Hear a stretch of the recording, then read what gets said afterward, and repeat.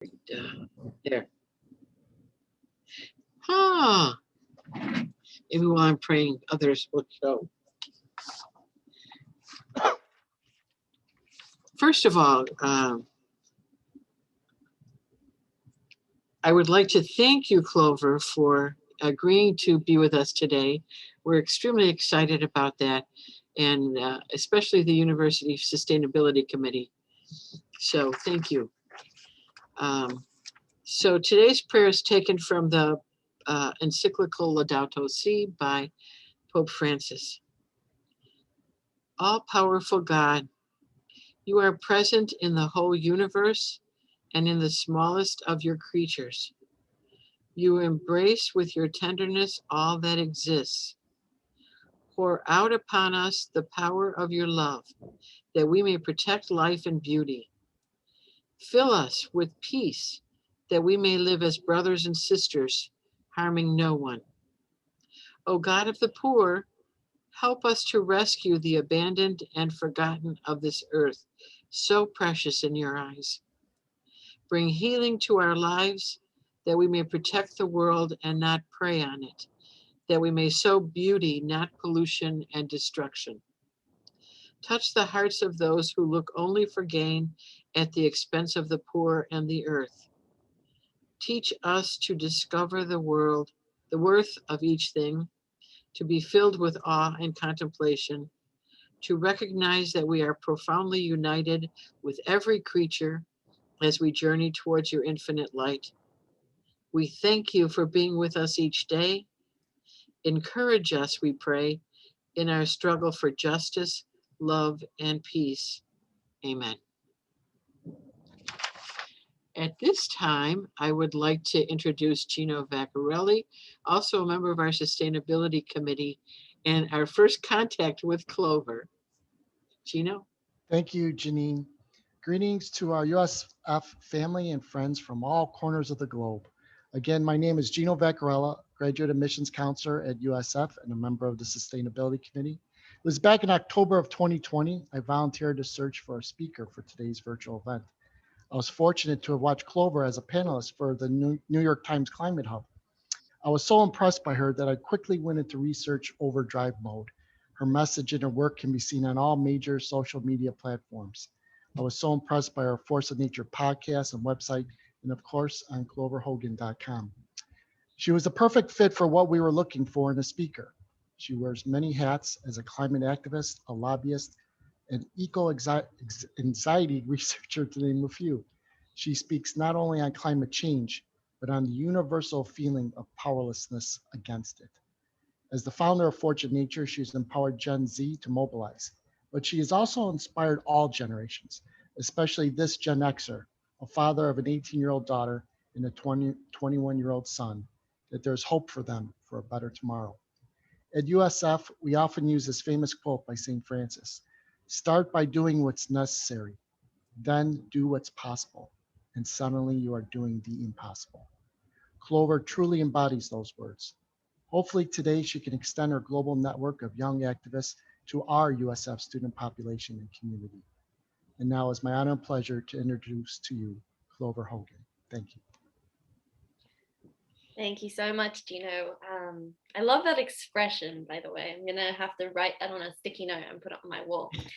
Um, So I am delighted to be joining all of you this evening. It is this evening for me. I'm based in London in the UK. And I'm absolutely delighted to connect with lots of students because that is absolutely my favorite thing to do in the whole entire world. Now, Gino's already provided an incredible introduction, but to provide a little bit more context and background, I am a 21-year-old climate activist and the founder and executive director of Force of Nature. Today, I've worked with the world's leading authorities on sustainability, consulted within the boardrooms of Fortune 500 companies, and supported students in 50 plus countries to shift from climate anxiety to real agency. But my story, this story starts about 10 years ago when I was growing up in Australia's tropical North Queensland. So as a little girl, I spent my days fishing frogs from the toilet and dodging snakes that hung from the ceiling, wetting down old sea turtles stranded at low tide outside our house. I spent more time outside than in, delighting in the wonders of nature. By the time I was 11, I wasn't allowed to watch horror films, so I turned to documentaries instead. The Cove, Food Inc., and Inconvenient Truth. The first time I experienced heartbreak wasn't when that boy in middle school dumped me over text, but when I sat glued to my computer screen, watching these documentaries. Watching mass dolphin hunts that turned the shoreline red. Watching million-year-old forests bulldoze to produce Big Macs. Watching as Al Gore projected graphs that showed how quickly we were devouring the earth and how good we were at pretending otherwise. The second time I experienced heartbreak was in November of 2019, as I watched my country go up in flames. As 2 billion animals were incinerated by the inferno. As friends tried to rescue their homes, poised on tin roofs, armed with hoses, until the smoke and embers clung to their clothes. I felt despair, grief, frustration, fury. And staring at that wall of fire, higher and more ferocious than anything I had seen before, I felt helpless, small, powerless to stop the flames and powerless to protect the place I love. Australia's Black Summer was soon followed by the firestorm in California as their summer rolled around, as well as flooding in Jakarta that displaced 100,000 people. More violent hurricanes along the east coast of America, and biblical plagues of locusts threatening the food supply for millions of people in East Africa. Now, young people today have not created this reality. We have inherited it. And we're told we are the last generation with a chance to save the fate of our planet. Is it any surprise then that there is an epidemic of mental health problems? Eco-anxiety is on the rise, and young people seem to be some of the worst affected. Research from 2019 showed that in the UK, 70% of 18 to 24-year-olds were experiencing eco-anxiety, helplessness, anger, insomnia, panic, and guilt. Environmental disaster is the biggest mental health issue of our lifetimes. And in our war against nature, young minds are the collateral damage. At my organization, Force of Nature, we've witnessed the same on a global scale. We've been talking to students in over 50 countries, from Tel Aviv through Jakarta, New York to Managua. All of them have shared this existential dread that keeps them up at night. Dread that is not only fueled by doom scrolling on Twitter, but by the belief that adults, especially adults in power, do not care. When I first discovered documentaries, I decided the world was run by people who were selfish and greedy, and that the rest of society didn't care, that we humans were a plague on our own planet. I've since spent the past 10 years lobbying decision makers across business, policy, and civil society, working with students in classrooms and chief executives in boardrooms. And I can tell you that my bleak outlook, while in some ways right, was in more ways very, very wrong. I want you to picture yourself as a senior executive at a big multinational company. In the 25 years you've been climbing that corporate ladder, you've been told it's your job to make money and maintain the status quo, to deliver value to shareholders, to avoid taking risks that could cost you your job. You recycle. You share climate change articles on LinkedIn. You even went vegetarian 2 years ago after you watched a documentary on mass farming. Yet when you come home at the end of the day, you get the sense that your kids see you as the problem. They wish you were the climate change protester gluing themselves to the glass tower, not the person sat inside the building. When I first started working with people in power, I was surprised to realize that they often felt the least powerful of all. And many of these leaders perform mental gymnastics to get away from those uncomfortable feelings. Many young people today are falling into despair, while the adults in our lives make sense of the situation through denial. When I ask leaders to describe the future they envision, it's something out of a techno utopia of flying cars and a world where deadly diseases are eradicated.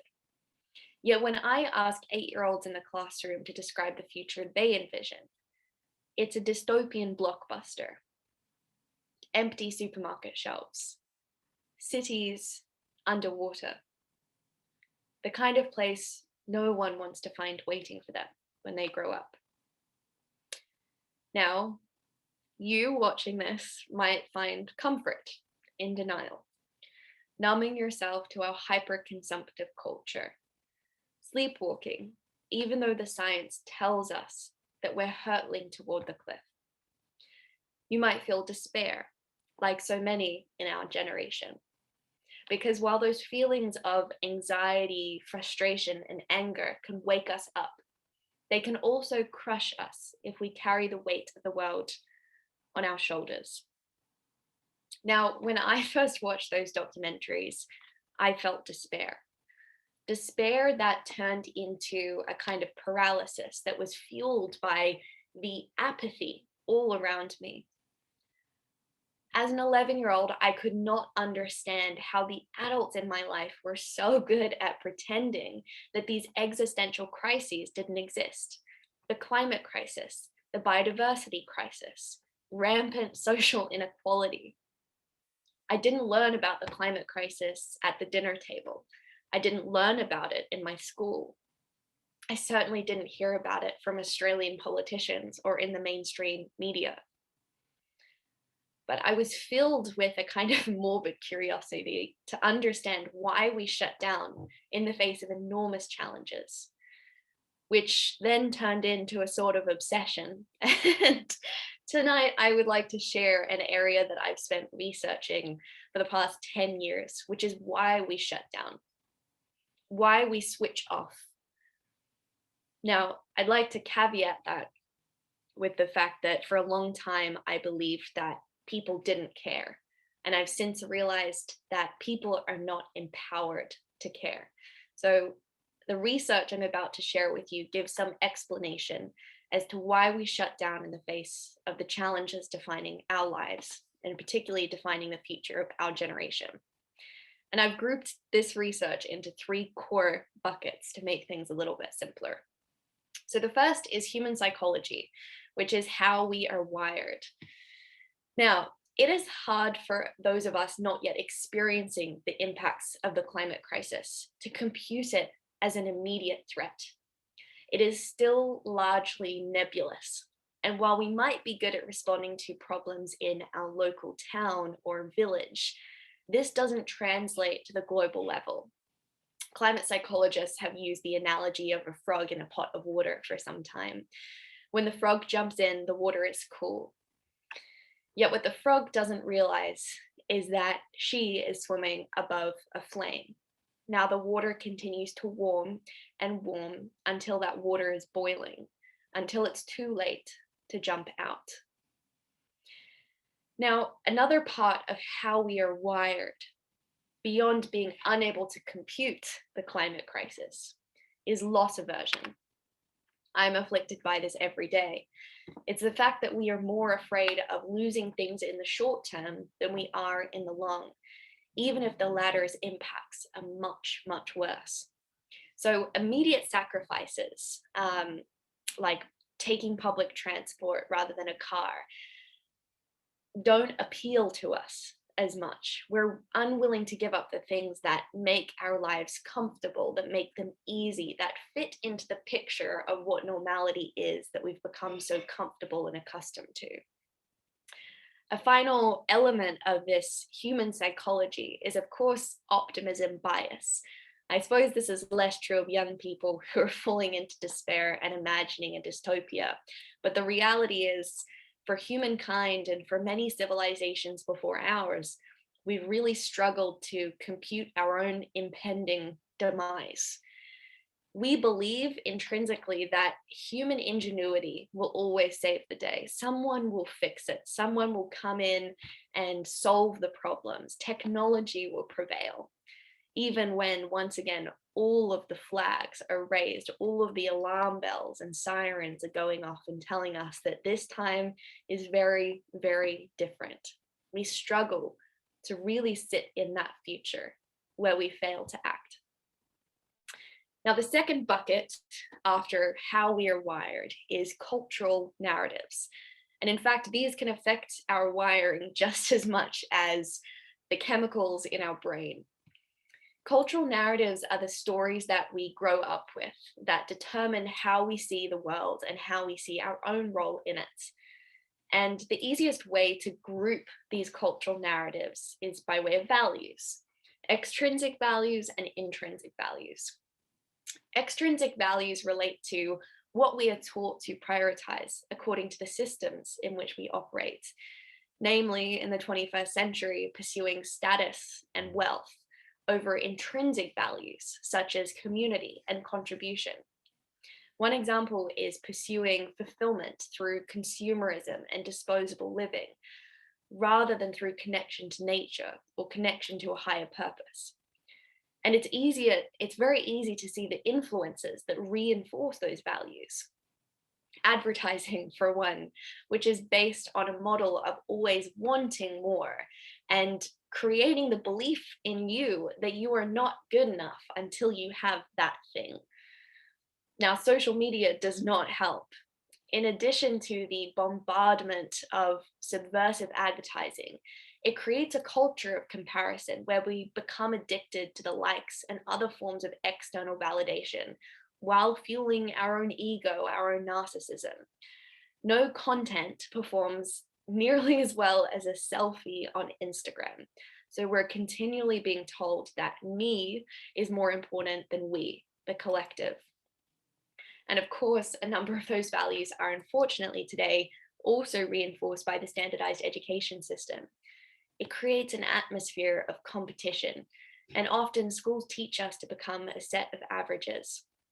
Lots of my friends have left the school system feeling really stupid because they've never had an opportunity to explore where they're smartest.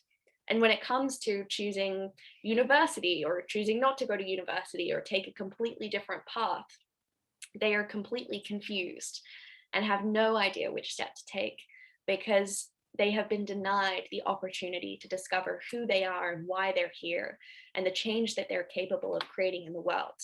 Now, I was very fortunate to go to a school in Indonesia called the Green School, which is wall-less bamboo classrooms in the middle of the jungle. And beyond the compost toilets, the thing that made Green School so unique is the fact that instead of asking students to pursue careers that we had no love for, it asked us which problems in the world we wanted to solve. Now, climate change demands a diverse range of solutions, and yet the education system really only encourages a narrow window of intelligence. Howard Gardner is a psychologist who recognized that there are at least 8 different types of intelligence, from naturalistic, your ability to connect to nature, through interpersonal, your ability to relate to others, intrapersonal, your ability to relate and understand yourself, mathematical, logical, communicative. There is a whole diversity that we are not allowing for, that we are not encouraging, and we need that very diversity to rethink the systems in which we inhabit, to solve the climate crisis, to act on the opportunity that this crisis presents us with, to realize that world that we all know is possible. And yet, of course, that education system tends to prioritize conformity over diversity. Now, when young people leave school, there is immense pressure to conform. Going to university, getting a degree or two or three, then subscribing to the 9 to 5, in that eternal pursuit to make more money, to own more stuff. Psychologists refer to this phenomenon and the way it affects our happiness as the hedonic treadmill. You can run as fast as you want and accumulate all the riches you can, yet you will ultimately remain stuck at your natural and usual state of happiness. Because the riches that you do gain will simply raise your expectations and leave you off no better than you were before. Unfortunately, and very sadly, that baseline of happiness is still getting lower and lower, with our generation, Gen Z, being the most depressed and anxious of any generation in recorded history. Young people are particularly vulnerable to the emergence of mental health difficulties, with 75% of mental disorders arising before the age of 24. In the UK, emotional disorders in youth have been on the rise in recent years, a trend that has obviously been exacerbated by lockdown and coronavirus. Now, of course, there are many other influences that affect these cultural narratives. But of course, I cannot conclude this bucket without talking about the C word, capitalism. Underpinning much of what I've just been talking about is a model of limitless growth with finite resources.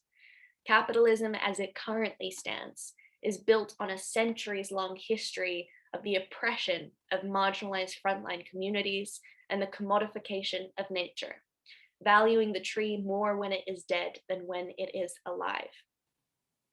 We are raised in increasingly urban environments, taught to value the tree not for its innate worth and ecosystem services, but for the table it provides us. And as a global society, money has largely become our new religion. The third and final bucket of why we find it so hard to take meaningful action on the climate and ecological crisis, and the area we research most extensively at Force of Nature, relates to self-limiting stories. This can be thought of as our inner dialogue, the stories we have in our own minds that can limit our potential and often stop us before we have a chance to start. These stories are often unconscious, but they do exist within each and every one of us. So, how do those stories affect our decisions? We have an acronym at Force of Nature that speaks to this relationship between our self-beliefs and our ability to take action. SEED, with an A. The stories we hold about ourselves determine our expectations, our attitudes, and our decisions. Expectations, for example, whether I expect my actions will have any impact. Attitudes, for example, whether we are pessimistic or optimistic that the problem we care about will be solved. And decisions, whether I then get out and do or don't. We can think of this in the way that our stories and our own mind plant seeds. Naturally, our self-beliefs, those stories, determine how we're able to show up in the world as change makers.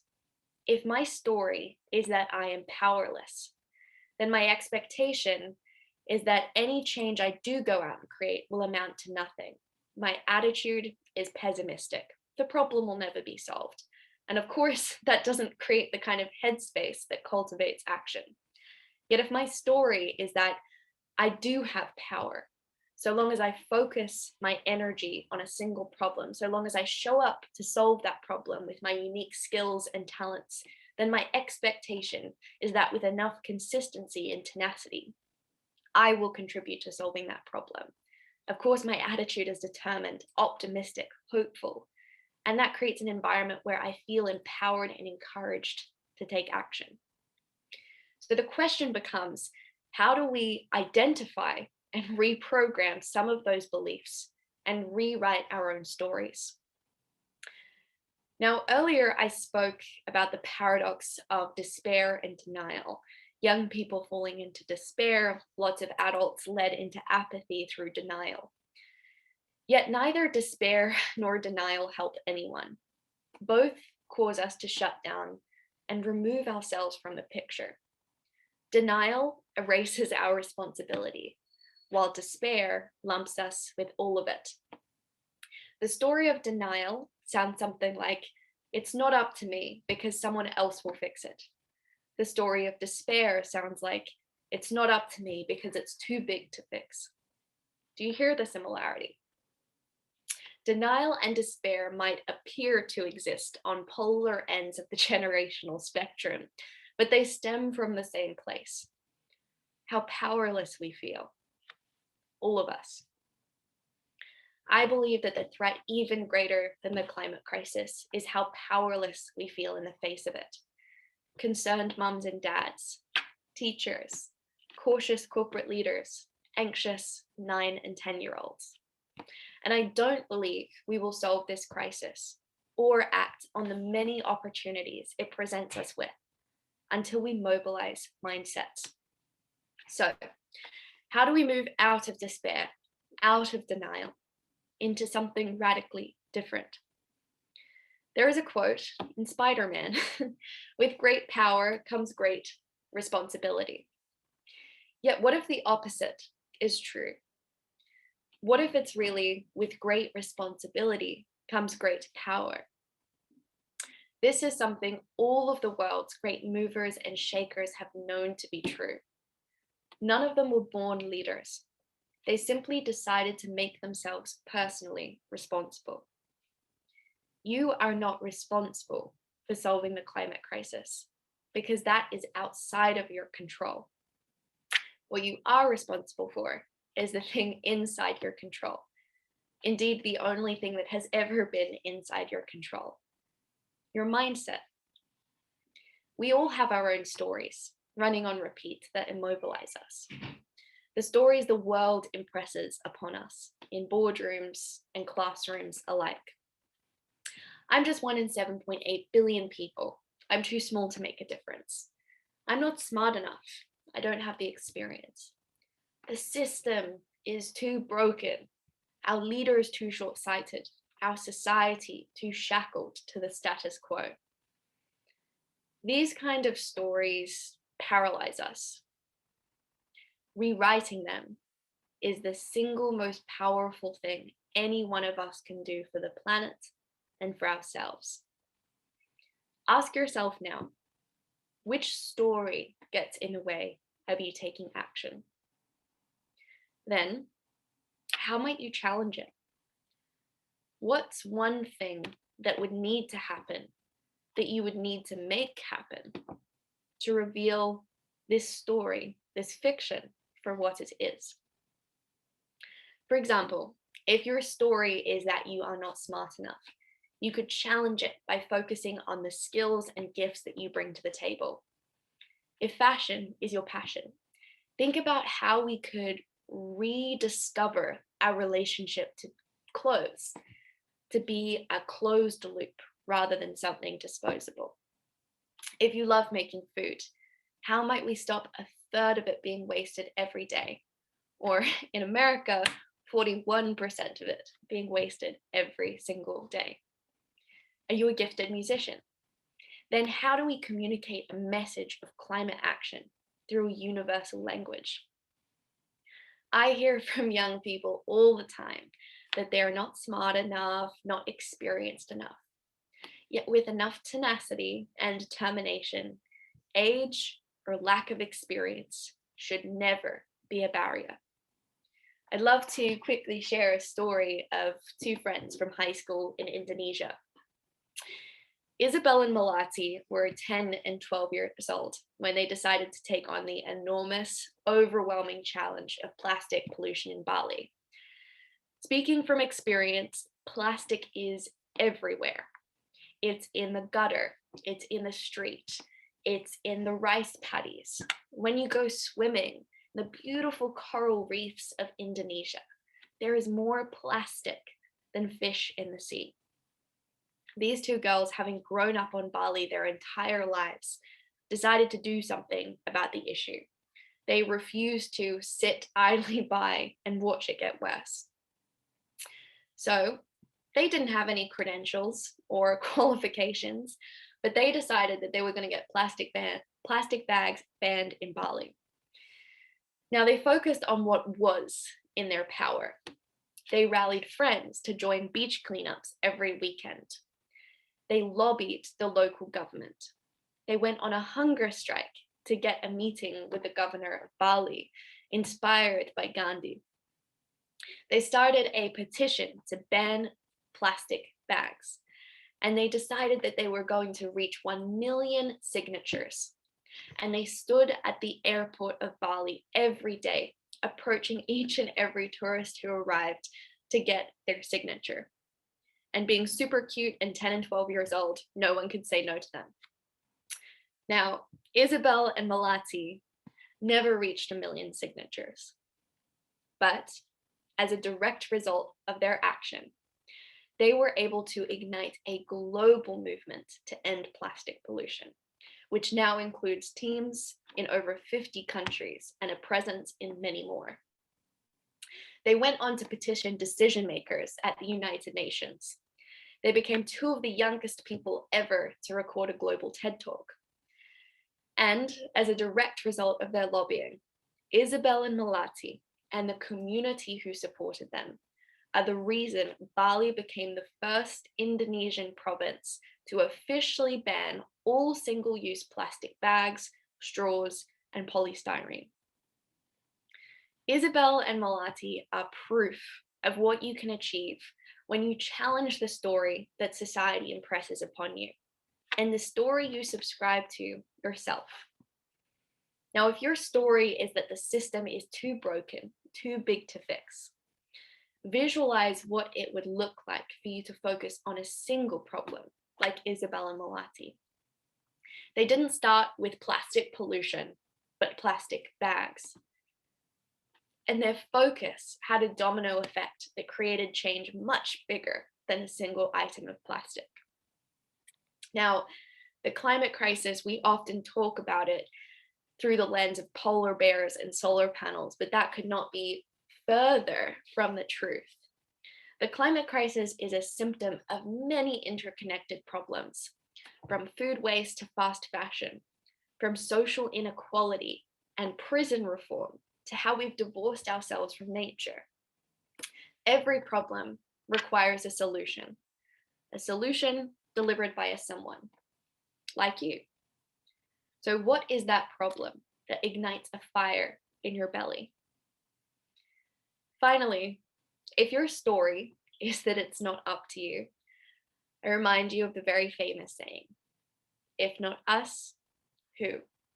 If not now, when? We cannot think our way into new ways of acting, but we can act our way into new ways of thinking.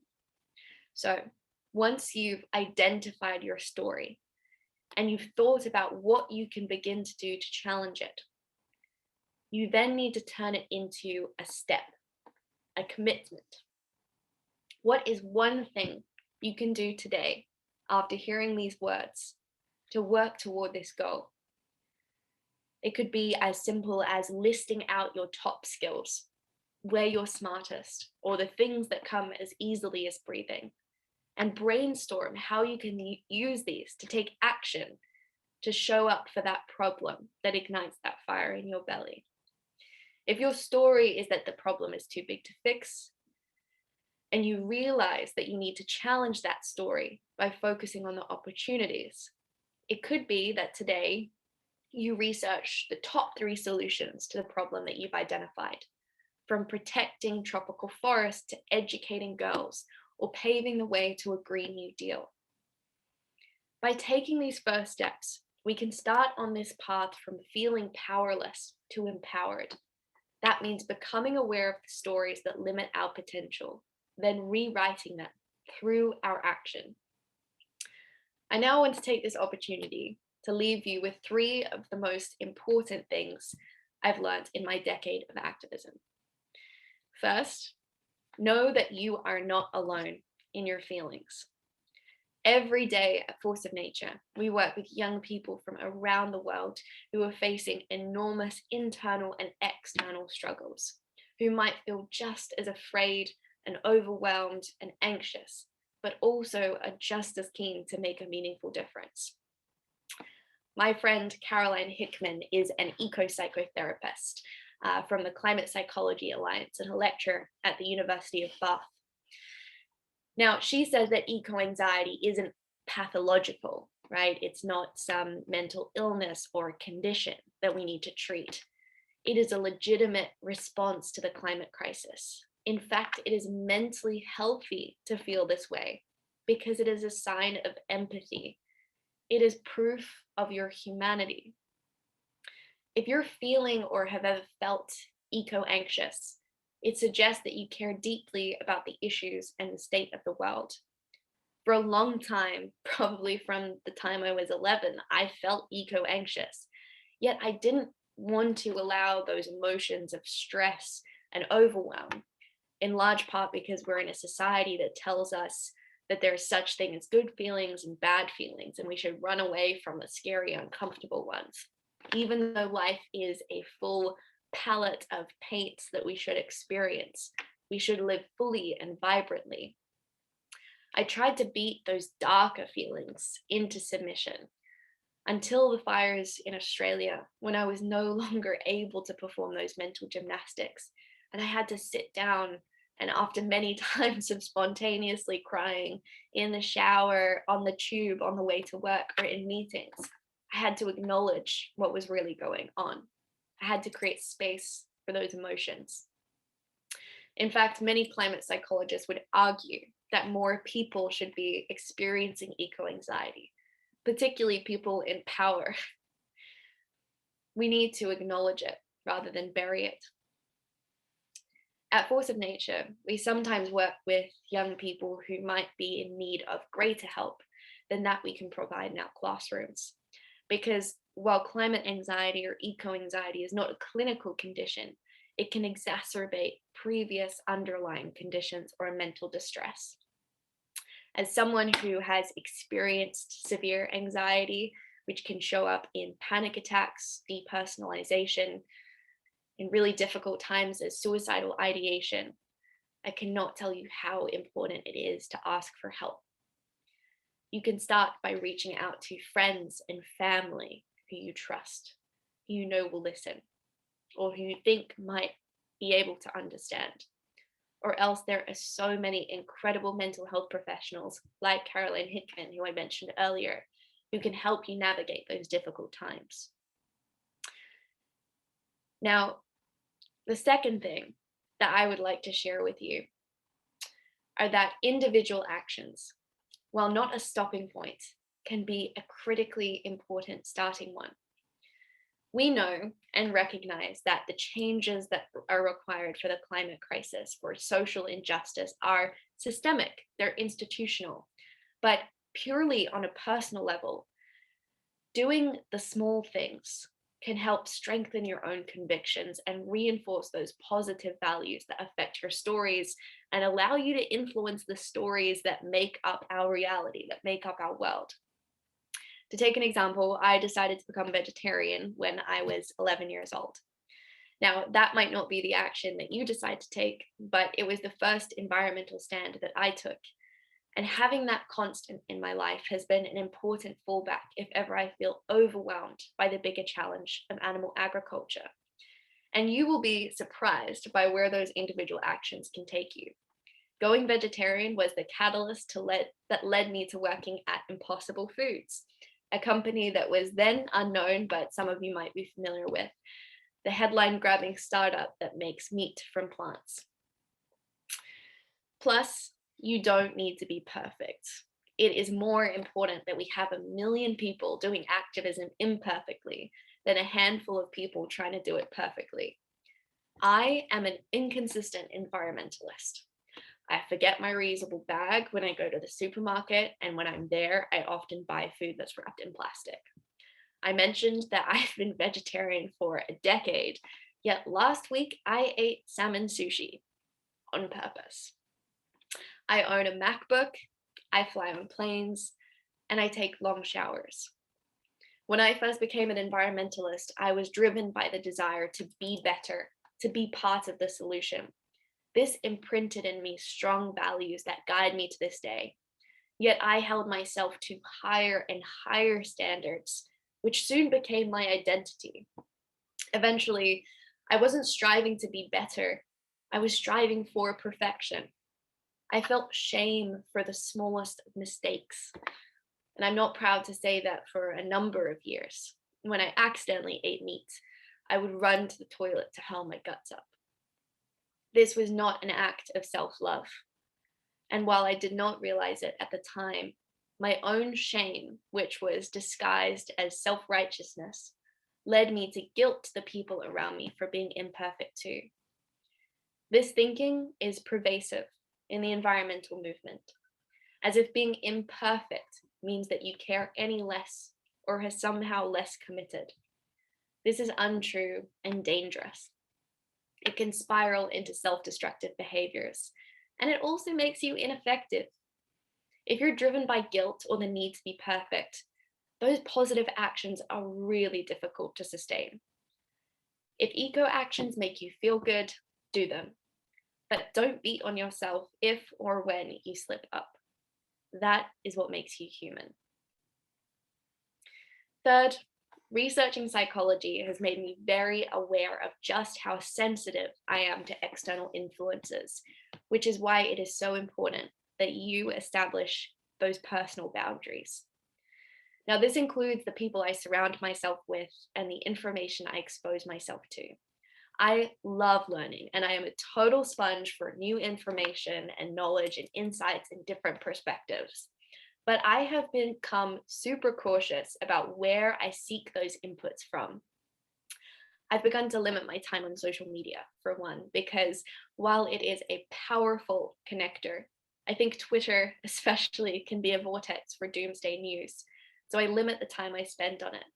And I resist the temptation to check my social media for the first hour of every day to ensure I'm not getting into a reactive headspace. Now, I said I was going to share 3 pieces of learning, but I'm going to share one final one, which is the importance of holding tension. Holding the tension between despair and optimism. And secondly, holding the tension between moving forward with confidence while accepting uncertainty.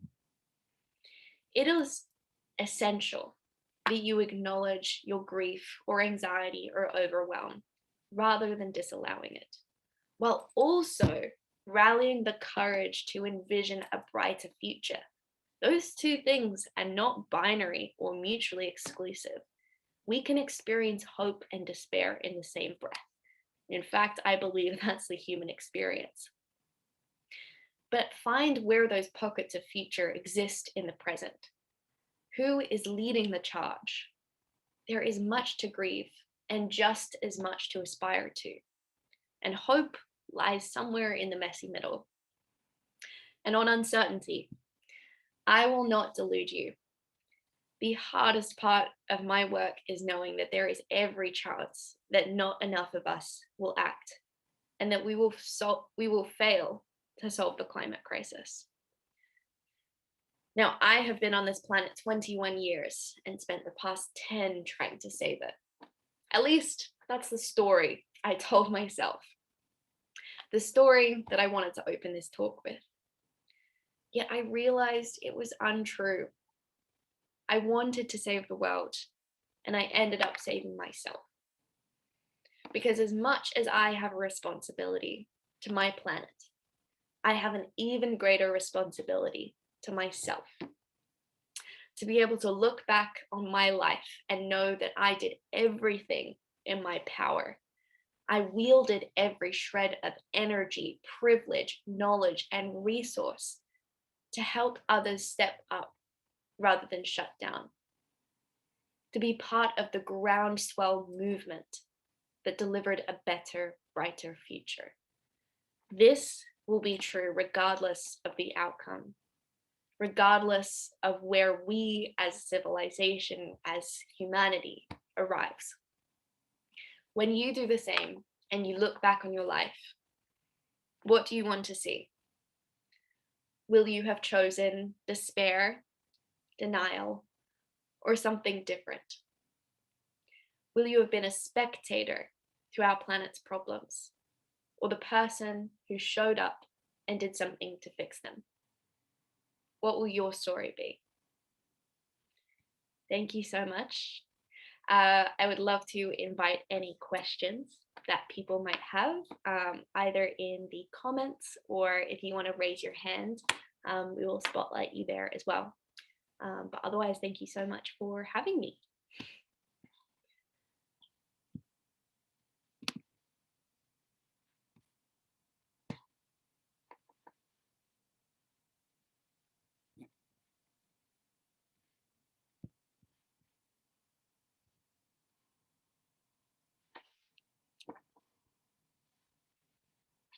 And please don't be shy about asking questions. I work with 6 and 7-year-olds all the time, and I get some pretty funky ones from them. I guess I'll ask a question to get us started off. All right. But so you're the founder and executive director of the Forces of Nature, right? This was called, or Force of Nature, sorry. Force of Nature, yeah. So what, yeah, could you like tell me a little bit more about like what that, what your mission and your action steps are and like how you operate? I saw like on their website that there's a ton of really like young people, which is awesome. But what does that exactly look like for you all? Yeah, so Force of Nature was born out of working in two very different spaces. So I was volunteering in schools across the UK, teaching students about sustainability and climate change and the environment. And I was also, that was what I was doing in my free time. And then professionally, I was working as a consultant, a sustainability consultant, and kind of lobbying people in big businesses like P&G and Unilever. And I was really struck by the similarity of the kind of powerlessness that I heard both in classrooms and in boardrooms. I heard young people kind of really airing and talking about their despair and their anxiety and how powerless they feel and how they felt too small to make a difference. And I would hear leaders say the same thing about not having any power, of the system being too broken, of them being shackled to the status quo. So I became really fascinated by the rise of powerlessness and really the power of intergenerational exchange. Like, what if we were to kind of bottle all of the things that make young people really unique, the dynamism and energy and vision and creativity, and combined that with the, wisdom of experience and people in existing positions of power who can enact that change today. And so Force of Nature started out delivering workshops and programs supporting young people to shift from anxiety and despair to real agency. And we do that through a range of facilitation methods and curriculum, where we're able to actually measure quantitatively the shift that we create in mindset, where we measure a young person's mental well-being and the kind of stories that they subscribe to before working with Force of Nature and after. And we realized we were able to create these really dramatic shifts in how young people saw their place and saw their position in the world. And they really increased their own sense of agency. And yet we realized that we also needed to create change at the system level. It's not just enough to kind of mobilize young people at the grassroots. And that's why we started engaging with decision makers across business and policy and civil society, education, really creating forums for intergenerational exchange where young people could show up and bring the energy of youth and create that sense of agency, walk the corridors of power, and in doing so, actually change that institutional mindset of those decision makers. So we run programs every day in 52 countries around the world. We work with educators, key decision makers, and of course, we do a lot working with big companies from Unilever to PepsiCo to Philips to ensure that young people are not just being paid lip service, but actually have that seat at the decision-making table. Young people from frontline communities, but also young people within those companies and organizations who often feel like they're kind of at the bottom of the food chain and feel powerless to create change, even though they're within companies that affect the lives of billions of people. So that's a quick snapshot. Of course, we do a lot of research as well. We have a podcast, which is all about making new and fresh ideas really mainstream in society. Wow, that sounds phenomenal. I have a follow-up question about that. And I work with a lot of students and trying to promote advocacy in a lot of different social issues. But it can be very intimidating to even like start that approach to a politician or to a business or something like that. Like, what is that experience like for you? Does it go well all the time? And like, how do you sort of, take out all those experiences in stride? I think it was a big eye opener for me to realize that literally everyone experiences imposter syndrome. Like, if you don't experience imposter syndrome, there's something a little bit wrong with you. And I think I realized that working with leaders and decision makers, because I had a lot of self-doubt and imposter syndrome because of my age. When I worked at Impossible Foods, I just turned 17 years old. I did not have a university degree, still don't have a university degree. And so I didn't feel qualified to be in those spaces. And yet, as I watched those conversations happen and as I began to participate more and more, I realized that the most important prerequisite or qualification was the fact that I cared deeply. Like, I wanted to commit my life to solving these problems. So I think it's really awakening in young people the fact that you are there because this is the challenge that's going to define our generation, right? Like, we're the ones who are inheriting this crisis. And in fact, we have something really special and unique to actually bring to that. And I really don't believe that we will solve the climate crisis without that intergenerational exchange. And I think a great testament of young people realizing their power is, of course, the Youth Strikes for Climate, which attracted millions of young people to actually reject the incumbent institution and say, we're going to take to the streets and demand better and be part of that solution. So it's a combination of reevaluating why you should be in that room, realizing there is not really an alternative, like you need to be in that room, and showing up with the unique skills and talents and gifts that you have. When I first became an environmentalist, I thought maybe that meant I'd have to, chain myself to a tree or become a climate scientist and map data up in the Arctic. And I was neither brave nor scientific enough to do either of those things. But I found my gift and my calling as a communicator, as a lobbyist. So I think it's really important that you dive deep and say, what's the thing that comes easily is breathing, and how does that gift show up to solve a problem that I really care about? Thank you for the question. Yeah, thank you so much. Is there anyone else? You can either feel free to put it in the chat, or if you raise your hand, I can allow you to speak so you can ask that question and have a conversation with Clover.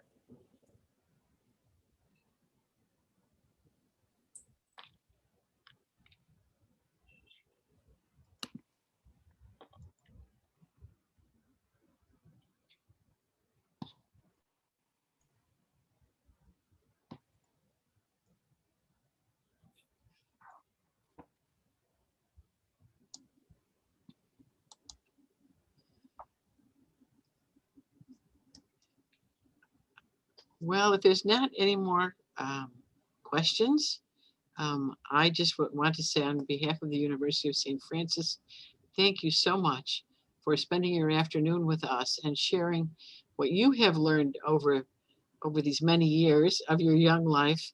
I've taken some notes on some of the things that really moved me that you had to say. So we'll be following you. I may have to start listening to some podcasts. So thank you so much. I really appreciate all that you shared with us. Thank you so much for the opportunity. And anyone listening, please feel free to reach out via social media at Clover Hogan or at forceofnature.xyz. We are a growing movement of young people and boomers, older generations, who are very passionate about creating change. So we invite anyone and everyone to join forces. And please reach out if you need support or mentorship or anything in between. Thank you so much. And thank you everybody for attending. Okay. I think that's it.